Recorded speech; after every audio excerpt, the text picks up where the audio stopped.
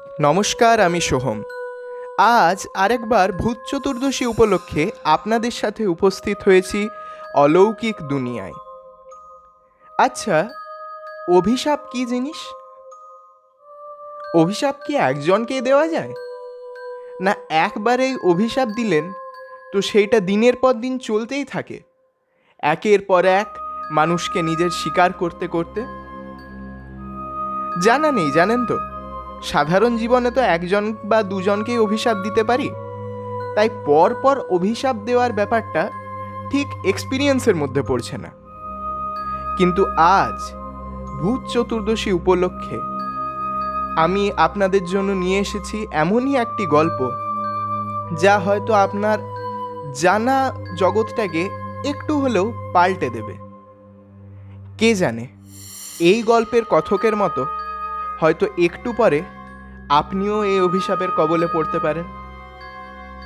শুনতে থাকুন অলৌকিক দুনিয়ায় আমাদের আজকের নিবেদন, ভূপেন বাবুর ডায়েরি, প্রথম পর্ব।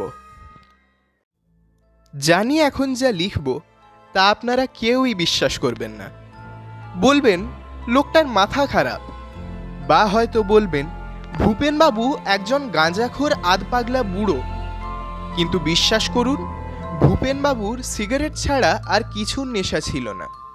আর তাকে যতটা চিনতাম তাতে এটুকু আমি হলফ করে বলতে পারি যে বানিয়ে বানিয়ে নিজের দিনলিপির মাঝে গাঁজাখুরি গল্প লেখার লোক ভূপেন বাবু নন। তাছাড়া আমি বাঘা উকিল। আজ দীর্ঘ ৩৩ বছর ধরে কলকাতার হাইকোর্টে ওকালতি করে কে মিথ্যা বলছে, কে সত্য বলছে, আর কেই বা সত্য গোপন করছে, তা আর কেউ না হোক আমি অন্তত ভালোই বুঝি। তাই আমার দৃঢ় বিশ্বাস যে ঘটনাগুলি সত্যি। আপনাদের আমি সেটাই বলছি যেটা আমি দেখেছি আর যেটা বুঝেছি। আপনারা বিশ্বাস করলেন না করলেন না, তাতে আমার সত্যিই কিছু এসে যায় না। সেদিন সারাটা দিন কাজের প্রচুর চাপ। বাড়ি ফিরতে তাই অনেক রাত হয়ে গেছিল। বাড়ি ফিরে খাওয়া দাওয়া শেষ করে টিভি দেখতে বসলাম। টিভিতে আমার প্রিয় শো এক্সপিডিশন আননোন হচ্ছিল, তাই দেখছিলাম। এই শোয়ের হোস্ট হচ্ছেন জশ গেটস বলে একজন ভদ্রলোক, যিনি নানান রহস্যময় বিতর্কিত বিষয়ের অভিযানে জড়িয়ে পড়েন এবং সব শেষে সেই সব বিষয় নিয়ে প্রমাণ ও যুক্তিসহ নিজের মতামত প্রকাশ করেন। প্রত্যেক এপিসোডে একটা নতুন গল্প নিয়ে উপস্থিত হন জশ গেটস। আজকের এপিসোডে তিনি ক্রাইস্টের জন্মস্থান নিয়ে যে বিতর্ক রয়েছে তাই নিয়ে ইনভেস্টিগেশন করছিলেন। কথিত আছে যে ক্রাইস্টের জন্ম জেরুসালেমে, আবার অনেকে বলেন তার জন্ম বেথলেহামে। এপিসোডের শেষে যশ বললেন যে ক্রাইস্টের জন্ম জেরুসালেমে নাকি বেথলেহামে বলা শক্ত, তবে যেহেতু যিশুর বাবা জোসেফ ন্যাজরেথের কার্পেন্টার ছিলেন এবং যিশু নিজেও তার বাবার মতনই কার্পেন্টার ছিলেন, তাই এটা ধরে নেওয়া যেতেই পারে যে তার জন্ম ন্যাজরেথে হয়েছিল। এপিসোডটা শেষ হওয়ার পর উঠতে গিয়ে দেখি, এ বাবা, অনেক রাত হয়ে গেছে, 11:15 বাজে। উঠে শুতে যাওয়ার উপক্রম করছি, তখনই ফোনে একটা মেসেজ ঢুকলো। আজও ভাবি কি কুক্ষণেই আমি সেদিন মেসেজটা দেখেছিলাম। ওটা যদি না দেখতাম তাহলে আজ আমার জীবন হয়তো অন্যরকম হতো। ফোনটা খুলে দেখলাম ভূপেন বাবুর মেসেজ। সংক্ষিপ্ত, কিন্তু আমাকে ওটা উদ্বিগ্ন করলো। একটা দরকারি কথা আছে, যদি শুয়ে পড়নি দেন কাম এএসএপি। ভূপেন বাবু পুলিশের প্রাক্তন গোয়েন্দা, আমার পুরনো ক্লায়েন্ট। তাকে যতটা চিনি, নিতান্ত দরকার না থাকলে এই রাত দুপুরে মেসেজ করার লোক তিনি নন। ব্যাপারটা নিশ্চয়ই দরকারি কিছু। অতএব ঘুমের আক্ষরিক অর্থেই 12টা বাজিয়ে গাড়িতে চেপে রওনা দিলাম তার বাড়ির উদ্দেশ্যে। দক্ষিণেশ্বর পৌঁছতে লাগলো 20 মিনিট, আর দেবারতী ভবনের সামনে পৌঁছতে আরো 5। লিফট দিয়ে উঠে 13 নম্বর ঘরের দরজায় টোকা দিলাম। মিনিট 2-এর মধ্যেই দরজা খুলে গেল। ভেতরে ঢুকে আমি সোফার একপাশে বসলাম। এত রাতে ডাকলাম, আশা করি বিরক্ত হওনি? না না, একেবারেই না, বলুন কি ব্যাপার? তা তো এক কথায় বলা যাবে না। কফি খাবে? তা হলে মন্দ হতো না, তবে আগে কাজটা হয়ে যাক। বেশ, তাই হোক। এই বলেই একটা সিগারেট ধরিয়ে এক রিং ধোঁয়া ছেড়ে ধীর কণ্ঠে ভূপেনবাবু বলতে শুরু করলেন, দেখো অমিত, কাজ থেকে বহুদিন রিটায়ার করলেও এখনো গোয়েন্দা বিভাগ মাঝে মাঝে আনঅফিসিয়ালি আমার হেল্প নিত। তো এই গত মাসে দারোগা রাখাল সান্যাল এসেছিল আমার সাথে একটা কেস নিয়ে আলোচনা করতে। তো সেদিন সেইটারই বিষয়ে আলোচনা করতে রাখালের ফ্ল্যাটে গল্প করছি তার সাথে বসে, এমন সময় পাশের ফ্ল্যাটের সামনে থেকে একটা গোলযোগের আওয়াজ শুনে কৌতূহল হওয়াতে আমরা দুজনেই বেরুলাম। রাখালের পাশের ফ্ল্যাটেই থাকেন মিস্টার জাজোটিয়া। ভদ্রলোক রাখালের সূত্রেই আমার পূর্ব পরিচিত। তিনি সম্ভবত সুইগিতে কিছু একটা অর্ডার করেছিলেন। ডেলিভারি বয় তাই দিতে এসে দরজার বেল টেপে, কিন্তু কোনো সাড়া না পেয়ে হাঁক ডাক শুরু করে দেয়। তাই শুনে পাশের ফ্ল্যাটের লোকেরাও বেরিয়ে আসে, কিন্তু সকলের মিলিত চেঁচামেচিতেও জাজোডিয়া সাহেব দরজা খোলেননি। আমি দরজায় কান পেতে শুনবার চেষ্টা করলাম, কিন্তু ভেতরে পেন ড্রপ সাইলেন্স। রাখালকে বললাম, দেখো রাখাল, আমার কিন্তু গতিক সুবিধের ঠেকছে না, দরজা ভেঙে ফেলা উচিত। রাখালও তাতে সায় দেয়াতে দুজনে মিলে আরো কয়েকজনের সাথে দরজায় শোল্ডার চার্জ করলাম। 4 বারের বার দরজা কাত হয়ে খুলে গেল। বলে সিগারেটের বাকি থাকা অংশটা অ্যাশট্রেতে গুঁজে দিয়ে ভূপেনবাবু বললেন, দাঁড়াও, 2 পেয়ালা কফি নিয়ে আসি। বিদ্যুৎ গতিতে উঠে দাঁড়িয়ে 2 মিনিটের মধ্যে কফির পেয়ালা নিয়ে হাজির হলেন ভূপেনবাবু। ভদ্রলোকের 60-এর ওপর বয়স, যদিও রীতিমতো ফিট, তবুও এত তাড়াতাড়ি কাজ করা তো স্বাভাবিক নয়। একটু ব্যঙ্গ মেশানো কণ্ঠেই জিজ্ঞেস করলাম, কি মশাই, আজকাল যোগ ব্যায়াম করছেন নাকি? এত চটপট সব করে ফেললেন যে? কেমন একটা অদ্ভুত স্মিত হাসি হেসে তিনি বললেন, ডেন জি টটেন রাইটেন স্নেল। কথাটা চেনা চেনা ঠেকলেও ঠিক বুঝতে পারলাম না। তাকে জিজ্ঞেস করাতে তিনি বললেন, সময় হলে তুমি নিজেই বুঝতে পারবে। যাই হোক, তো এবার ঘটনাটায় ফিরি। দরজা ভেঙে আমি প্রথম ঘরে ঢুকি, আর দেখতে পাই ব্যালকনির আধখোলা দরজার পাশে পড়ে থাকা মিস্টার জাজোডিয়ার দেহ। হ্যাঁ, দেহই, কারণ মিস্টার জাজোডিয়া ওয়াজ ডেড। ডাক্তার দেখে বললেন যে মৃত্যুর কারণ সামান্য হার্ট অ্যাটাক। তবে আমার কেন জানি না সন্দেহ হয়েছিল, তাই ওই ব্যাপারে ইনভেস্টিগেশন করব ঠিক করলাম। কথা বলা শেষ করে নিজের হাত ঘড়িতে সময় দেখে তিনি বললেন, না, সময় শেষ, আজ আর কিছু বলা যাবে না। কেন বলা যাবে না? কিসেরই বা সময় শেষ হয়ে গেল? কিছুই বুঝতে পারলাম না। ভূপেনবাবু আমার হাতে একটা ডায়েরি দিয়ে বললেন, এটা আমার দিনলিপি, এটা তুমি নিয়ে যাও, এতে বাকি কথা পুঙ্খানুপুঙ্খভাবে বর্ণিত আছে, এটা পড়ে দেখো। ডায়েরিটা বগল দাবা করে ভূপেনবাবুকে শুভরাত্রি বলে আমি বেরিয়ে এলাম। বাড়ি ফিরে আর ঘুম এলো না। একে কাহিনীর বাকিটা জানবার উত্তেজনা, তার উপর আবার কফি খেয়েছি, তাই অনর্থক ঘুমোতে না গিয়ে আমি ডায়েরিটা পড়তে শুরু করলাম। পড়তে পড়তে বাকি রাতটা পেরিয়ে গেল। ডায়েরিতে যা পড়লাম তা আমি নিচে তুলে দিচ্ছি। 15ই মার্চ 2024, রাত 9টা। রাখালের কাছ থেকে এইমাত্র টেলিফোন পেলাম। ও বলল যে ডাক্তার বলেছেন মৃত্যুর কারণ plain and simple heart attack. Mister জাজোডিয়ার পরিবার পরিজনরা এসেছিলেন। ওরা বলেছেন ভদ্রলোকের হার্ট এমনিতেই দুর্বল ছিল, হয়তো ব্যালকনিতে দাঁড়িয়ে থাকতে থাকতে কোনো কারণে প্রচুর শক পান এবং তৎক্ষণাৎ হৃদযন্ত্রের ক্রিয়া বন্ধ হয়ে যায়, অর্থাৎ সাধারণ মৃত্যু। আমার মনে কেন জানি না একটা সন্দেহ রয়ে গেছে।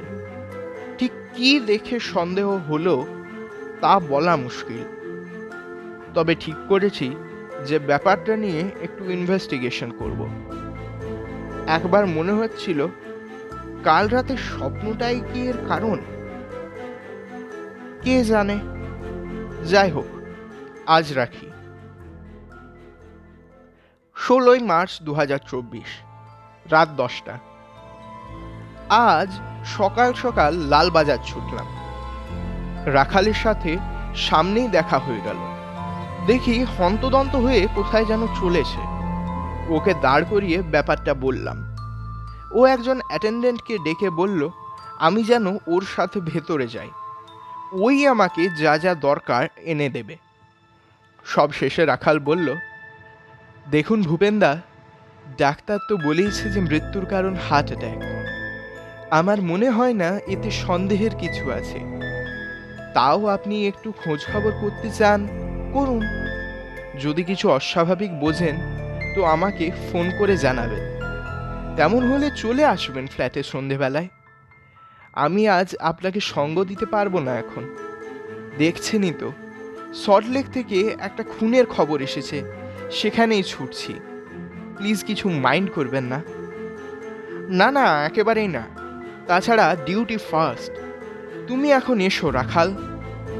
রাখাল চলে গেল। আমিও অ্যাটেন্ডেন্টটির সাথে ভেতরে গেলাম। আর্কাইভ থেকে রিসেন্ট ফাইলপত্র নিয়ে ঘেঁটে দেখলাম। না, কিছুই পেলাম না। হয়তো সন্দেহটা সত্যিই অর্বাচীন। শুধু একটা কারণে সন্দেহটা অগ্রাহ্য করতে পারছি না। ওই স্বপ্নটা কাল রাতে আবার দেখেছি। 17ই মার্চ 2024, রাত 9টা। আজ স্বপ্নটা আবার দেখলাম। কেন যে রোজ রোজ এই একই স্বপ্ন দেখছি জানি না। আজও সেই একই জিনিস। হাতে তলোয়ার নিয়ে আমি এগিয়ে যাচ্ছি। একটা জাপানি স্টাইলের আদ্যিকালের সাদা পর্দা লাগানো একটা স্লাইডিং ডোরের সামনে এসে দাঁড়ালাম। দরজা সামান্য ফাঁক করা রয়েছে। তার ওপাশে একটা পেপার ল্যান্টার্ন জ্বলছে। তার আলো এই সাদা স্লাইডিং ডোরের দরজায় পড়েছে, আর তার ওপর ঠিক স্ক্রিনে ছবি দেখার মতো ফুটে উঠেছে ওপাশে বসে থাকা এক মহিলার ছায়া। আমি এক হ্যাঁচকা টানে দরজাটা খুলে ফেললাম। ওপাশে বসে থাকা এক অপূর্ব সুন্দরী মহিলা। নিজের অজান্তেই বলে উঠলাম, উচেন। সে আমাকে দেখে সামান্য হাসল, তারপর বলে উঠল, আমি উচেন নই, তবে নাকামুরা, আমি তোমাকে নিয়ে যেতে এসেছি। উচেন এখন শয়তানের সম্পত্তি। সে এখন তোমাকেও চায়। এবার তুমিও শয়তানের দাসত্ব স্বীকার করবে। তোমার আর গতি নেই। ও, তার মানে তুইও ওই আরেকটা অপবিত্র ইউরি? তোর এত সাহস কি করে হয় যে তুই আমার দলপতির মেয়ের রূপ ধরেছিস? রংপুর মেয়ে ঈশ্বরের পায়ে সুখে আছে। তোর মতো অপবিত্র সে নয়। আজ তোকে তোর পাপের উচিত শাস্তি দেব আমি।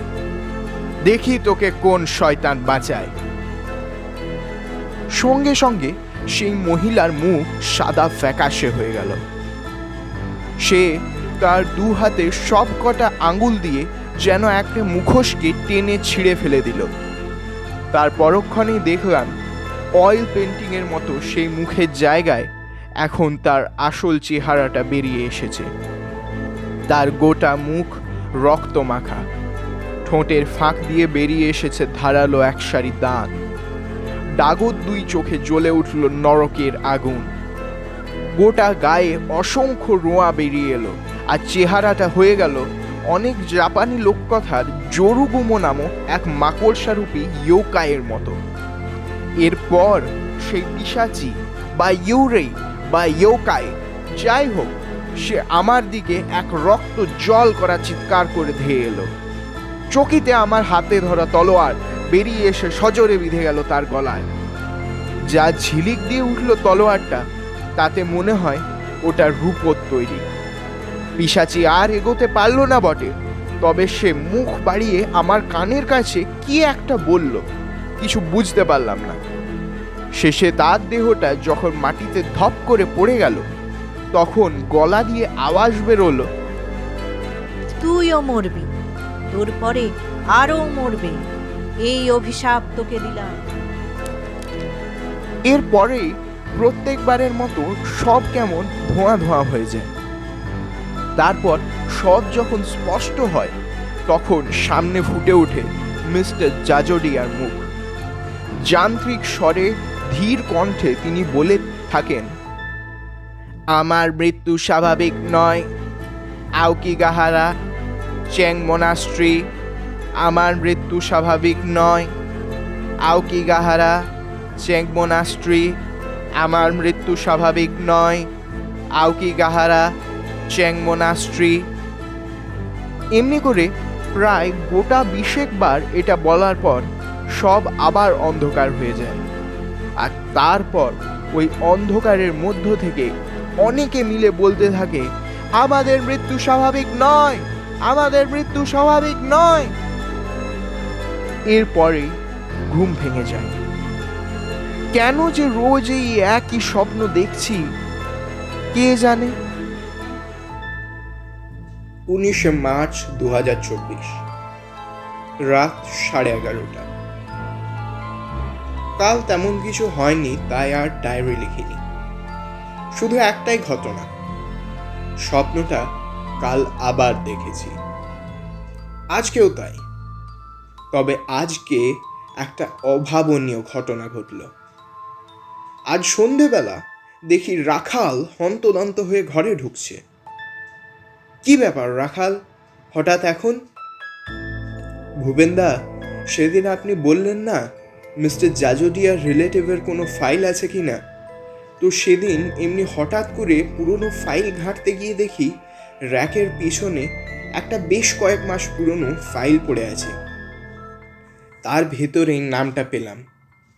ভেবেছিলাম তখনই নিয়ে আসব, কিন্তু তারপর ব্যারাকপুরের কাছ থেকে কিডন্যাপিং, মার্ডার সব মিলিয়ে বিতিকিচ্ছিরি ব্যাপার, বুঝলেন তো।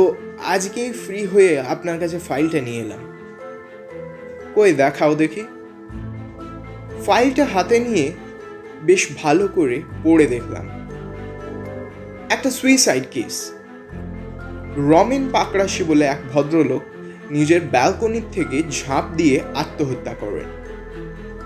ঘটনার প্রথম প্রত্যক্ষদর্শী ছিলেন মিস্টার জাজোডিয়া। অ্যাম্বুলেন্স ডেকে তিনি তার দেহকে হাসপাতালে নিয়ে যান, যদিও তিনি জানতেন না যে ভদ্রলোকে স্পট ডেথ ঘটেছে। পরে হাসপাতাল থেকেই ঘটনাটা পুলিশের কাছে আসে। কিছু বুঝলেন? রাখাল জিজ্ঞেস করল। বুঝতে হয়তো কিছুটা পারছি, তবে এর পেছনে কোনো শক্তপোক্ত যুক্তি নেই। সবটাই একটা স্বপ্নের কারণে। স্বপ্ন? এসব কি বলছেন ভূপেনদা? হ্যাঁ, স্বপ্নই। জানি তুমি বিশ্বাস করবে না, কারণ কথাটা সত্যিই খুব ইমপ্র্যাকটিক্যাল। তবে বিশ্বাস করো, আমি এরপর যা যা বলবো তার এক বর্ণ মিথ্যে নয়। রাখালকে স্বপ্নের বিষয়ে বিস্তারিত বললাম। সব মন দিয়ে শুনে সে বলল, ইউরেই মানে তো ভূত, ওই কী সব অভিশাপ টভিশাপ দিতে জানে বলে শুনেছি। আর ওই জরুগো মতন নারীরূপী মাকড়সা ওই ঝর্ণা বা গুহার সামনে বাসা বাঁধে আর মানুষ ধরে খায়। দেখতে যদিও খুব সুন্দরী হয়, তবে আসলে ওরা নরকের জীব। কিন্তু যদি আপনার স্বপ্নটাকে সত্যিও মেনে নিই, তাহলে তার সাথে এই মৃত্যুগুলোর কি কানেকশন, তা তো বুঝতে পারলাম না। তুমি এখনো বুঝতে পারছো না রাখাল? ওই পিশাচি যে অভিশাপ দিয়েছিল তা কি ছিল তা যদিও জানি না, তবে যোগসূত্রটা তো খুবই সুস্পষ্ট। রমেন বাবুর মৃত্যুর সাথে জাজুডিয়া সাহেবের একটা সংযোগ রয়েছে, তেমনি নিশ্চয়ই অন্য কারুর মৃত্যুর সাথে রমেন বাবুর যোগ ছিল। তুমি একটু খোঁজ করে দেখো। বেশ, তাই করব। দেখি কবে খবর নিয়ে ফের আসতে পারি। আচ্ছা, আজ চলি, বলেই রাখাল বিদায় নিল। 21শে মার্চ 2024, রাত 10টা। আজ ফের রাখাল এসেছিল। সঙ্গে একটা দুটো নয়, একেবারে 145টা ফাইল। ফাইলে বোঝায় কার্ডবোর্ডের বক্সটা পাশে নামিয়ে রেখে হপ করে চেয়ারে বসে পড়ে রাখাল বলল, গত পরশু আপনার কাছ থেকে ফেরার পর সারা রাত আমি ঘুমোইনি। মনের ভেতর কেমন একটা উত্তেজনা, কি করে বোঝাবো, একটা অজানার প্রতি টান, বুঝলেন না? এই 145টা ফাইলের সবচেয়ে রিসেন্টটা একটা সুইসাইড কেস, আর তার প্রত্যক্ষদর্শী হলেন স্বয়ং রমেন পাকরাশি। একইভাবে এই ফাইলের প্রত্যেক মৃত ব্যক্তি তার আগের মৃত ব্যক্তির সাথে কোনো না কোনোভাবে যুক্ত। এই ফাইলের মৃত ব্যক্তি বিলাস সরখেল এর আগের ফাইলের মৃত ব্যক্তির মৃত্যুর সময় উপস্থিত ছিল। মাঝে মাঝে আবার এই উইটনেস মৃত্যু প্যাটার্ন অদৃশ্য হয়ে গেছে। যেমন কৃষ্ণেন্দু মণ্ডল নামে এক ব্যক্তি রাকেশ পোদ্দার বলে আরেক ভদ্রলোকের মৃত্যু 2 দিন আগে তার সাথে দেখা করতে যান এবং তার কাছ থেকে এক অদ্ভুত গল্প শুনেন। 2 দিন পরে রাকেশ পোদ্দারের মৃতদেহ ব্যালকনিতে খুঁজে পাওয়া গেলে পর কৃষ্ণেন্দু বাবুর পুলিশের জেরায় সব কথা বলেন। পুরো কাহিনী যদিও তার পুরোপুরি মনে ছিল না, তবুও 2টো নাম কৃষ্ণেন্দু বাবু বলেছিলেন, উচেন আর আওকিগাহারা। এরপরই কৃষ্ণেন্দু বাবুর মৃত্যু হয়। আরেকটা সূত্র হলো এই যে প্রত্যেক মৃত্যুর মাঝে ঠিক 35 দিনের তফাৎ। রাখালের সাথে আলোচনা করে একটা কঠিন সিদ্ধান্তে এসে পৌঁছলাম। যদি মিস্টার জাজটিয়াও ওই একই স্বপ্ন দেখে থাকেন, যার ব্যাপারে আমরা 99.9% নিশ্চিত, সেক্ষেত্রে 2টো সূত্রের একটা অনুসরণ করে এরপর কার মৃত্যু হতে চলেছে তা মোটামুটি বোঝা যাবে। জাজডিয়া কাউকে স্বপ্নের কথা বলে গেছিলেন কিনা জানা নেই। যদি ধরে নেওয়া যায় যে তিনি কাউকে বলে যাননি, তাহলে একটাই বিকল্প অবশিষ্ট থাকে, আর তার মৃত্যু প্রথম প্রত্যক্ষদর্শী। তবে সে যে আর কেউ নয়, স্বয়ং শ্রী ভূপেন্দ্র কুমার মুখোপাধ্যায়। আর সেটা হওয়াই স্বাভাবিক, না হলে খামোখা রোজ রাতে আমি ওই স্বপ্নটা দেখতাম না। আর তাই যদি হয়, তাহলে তো আমার হাতে আর মাত্র 28 দিন সময়। অনেক ভেবে কি করণীয় তা ঠিক করে ফেললাম। এই গূঢ় রহস্যের চাবিকাঠি যদি কোথাও থেকে থাকে, তবে সেটা এক জায়গাতেই থাকতে পারে। প্লেনে টিকিট বুক হয়ে গেছে, পাসপোর্ট ভিসাও তৈরি, গন্তব্যস্থল চেং monastery, Aokigahara, mount Fuji, Honshu island, Japan. 24শে মার্চ 2024, সকাল 10টা। 4 ঘন্টা আগে টোকিও এয়ারপোর্টে নেমে একটা ট্যাক্সি বুক করে এই কিছুক্ষণ আগে এসে পৌঁছেছি মাউন্ট ফুজির উত্তর পশ্চিম কোণে অবস্থিত পৃথিবী বিখ্যাত এই সুইসাইড ফরেস্টে। গোল্ডেন গেট ব্রিজের পরে সুইসাইড করার জন্য এইটাই পৃথিবীর দ্বিতীয় সর্বোত্তম স্থান। যদিও কেবল আত্মঘাতী নয়, হাইকার, অ্যাডভেঞ্চারার ও প্রকৃতি প্রেমীদেরও বিচরণ ভূমি এই আউকিগাহারা। আজও তাই আমি একা নই, আরও অনেক ট্যুরিস্ট এসেছে। কয়েকজন লোকাল ছেলেকে দেখতে পেয়ে জিজ্ঞেস করলাম চেং মোনাস্ট্রির কথা। ওরা বলল, no sir, there is no Cheng monastery here. বেশ অবাক হলাম। ছেলেগুলো মিথ্যে বলছে এমন তো মনে হলো না, তবে এতদিনে বেশ বুঝতে পেরে গেছি যে আমি স্বপ্নে যা দেখেছি তা মিথ্যে হওয়ার নয়। নিশ্চয়ই জঙ্গলের এমন কোনো গহীন কোণায় তা অবস্থিত যেখানে এ যুগের মানুষের এখনো পা পড়েনি। কি আর করা, বেরিয়ে পড়লাম নিরুদ্দেশের খোঁজে। জঙ্গলের মধ্য দিয়ে বেশ কয়েকটা চওড়া পায়ে চলা পথ আছে। ট্যুরিস্টরা সাধারণত ওই পথেই ঘোরাঘুরি করে, তবে যারা একটু বেশি অ্যাডভেঞ্চার প্রিয় বা সুইসাইড আকাঙ্ক্ষী, তারা গাছের গায়ে দড়ি বেঁধে বা টেপ মার্কার লাগিয়ে জঙ্গলের ভেতরে ঢোকে। আমি এটুকু নিশ্চিত ছিলাম যে জঙ্গলে না ঢুকলে মোনাস্ট্রির সন্ধান পাওয়া যাবে না, তাই গাছের গায়ে সদ্য টোকিও থেকে কেনা নাইলনের অজগর মাপের লম্বা দড়িটাকে বেঁধে জঙ্গলে ঢুকলাম। দড়ির আরেক প্রান্ত বাঁধা রইল আমার কোমরের সাথে।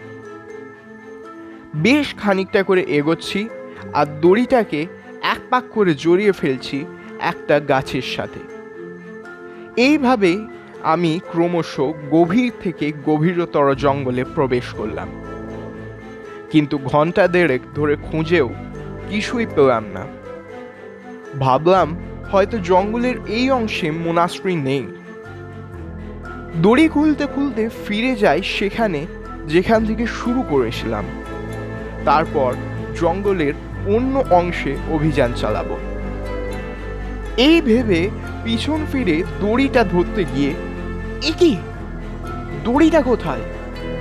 আমার কোমরের সাথে যে প্রান্তটা বাঁধা ছিল সেটা যে কখন খুলে গেছে আর দড়িটা জঙ্গলে ঠিক কোন প্রান্তে পড়ে আছে ঈশ্বরই জানে। চারিদিকে চোখে বাইনোকুলার লাগিয়ে তাকালাম, কিন্তু ইলেকট্রিক ব্লু রঙের সে দড়িটা চিহ্ন মাত্র নেই কোথাও। অবস্থার ভয়াবহতাটা ভেবে আমি শিউরে উঠলাম। মাউন্ট ফুজির উত্তর পশ্চিম কোণে অবস্থিত এই আউকিগাহারা, যেখানে যত্রতত্র লোহার বিস্তর মাত্রায় ডিপোজিশন থাকার কারণে মাটির তলায় স্তরে স্তরে বিপুল পরিমাণ লৌহ থাকার কারণে এখানে কম্পাস অকেজো। মোবাইলের টাওয়ার এখানে পাওয়া যায় না। এখানকার পাথর অনেকটা পিউমিস পাথরের মতো পোরাস, তাই তা এক প্রকার সাউন্ড অ্যাবজর্বেন্ট ম্যাটেরিয়ালের মতো কাজ করে, ফলে গলা ফাটিয়ে চিৎকার করেও কেউ উদ্ধার করতে আসবে না। দিনেও এখানে গোধূলির মতো আলো ছায়ার খেলা। অনেকক্ষণ এদিক ওদিক ঘোরাঘুরি করেও তো কিছুই খুঁজে পেলাম না যা থেকে ফিরে যাওয়ার রাস্তা খুঁজে পাওয়া যায়। একটা জিনিস বেশ ভালোভাবেই বুঝতে পেরেছিলাম, প্যানিক করে কোনো লাভই হবে না। সঙ্গে জলও সীমিত, তাই অতিরিক্ত দৌড়োদৌড়ি করাটাও বাঞ্ছনীয় নয়। শরীরের এনার্জিটাকে কিছুটা বাঁচিয়ে রাখতে হবে। আমার মৃত্যুকে ভয় করছিল না, মরতে তো হবেই। আজ যদি আমি এই সুবিশাল আউকিগাহারা থেকে প্রাণ নিয়ে ফিরি, তাহলেও সেই অভিশাপ তো আমাকে পিছু ছাড়বে না। আর যদি সেই অভিশাপকেও কোনো ক্রমে কপাল জোরে কাটিয়ে উঠি, তাহলেও মরতে তো হবেই। জগতে জড় পদার্থ দিয়ে যা তৈরি তা সবই তো নশ্বর, কিছুই চিরস্থায়ী নয়। কালের স্রোতে খেয়া ভাসিয়ে সবাইকে এক না একদিন এ জগৎ ছেড়ে চলে যেতে হবে। মৃত্যুর মতো পরম সত্য তো আর কিছু নেই জড়জগতে। কিছু নিয়েও এ জগতে আসিনি, আর কিছু নিয়েও যেতে পারবো না। পৃথিবীর পূর্ব প্রান্তে এই গহন অরণ্যের মধ্যে বসে থাকতে থাকতে আমার চোখের সামনে জীবনের চরম সত্য উদ্ঘাটিত হলো। পার্থিব ভোগবস্তু সবই তো এক না একদিন ক্ষয় হবে, তবে প্রেম, ভক্তি, শ্রদ্ধা, করুণা আদি সূক্ষ্ম বস্তুই চিরস্থায়ী। তা সত্ত্বেও মানুষ পার্থিব বস্তুর ক্ষণস্থায়ী আনন্দ লাভ করতে ঈর্ষা বিবাদে লিপ্ত। মায়ার পর্দা সকলকেই অন্ধ করে রেখেছে। কিন্তু কি সার্থকতায়? তাই ভেবে দেখলাম আমার সাথে ঘটে যাওয়া এই ঘটনার উপসংহার লিখে রেখে যাই। ভবিষ্যতে যদি কোনোদিন কেউ এ পথে আমার লাশ আবিষ্কার করে, তবে তার পক্ষে হয়তো এই ডায়েরি সাবধানবাণীর কাজ করবে। খুব ঘুমে চোখ দুটো জুড়িয়ে আসছে, হাত পা সব অবশ হয়ে আসছে।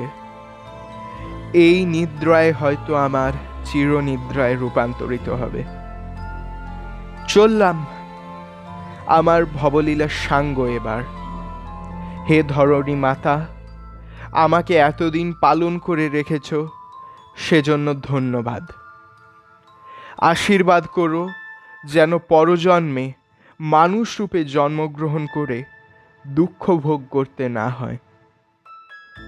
বিদায়। শুনছিলেন অলৌকিক দুনিয়ায় আমাদের আজকের নিবেদন, ভূপেন বাবুর ডায়েরি, প্রথম পর্ব। আগামীকাল ভূপেন বাবুর ডায়েরির দ্বিতীয় পর্ব আসতে চলেছে, সবাই শুনবেন কিন্তু। ততক্ষণ পর্যন্ত শুভভূত চতুর্দশী।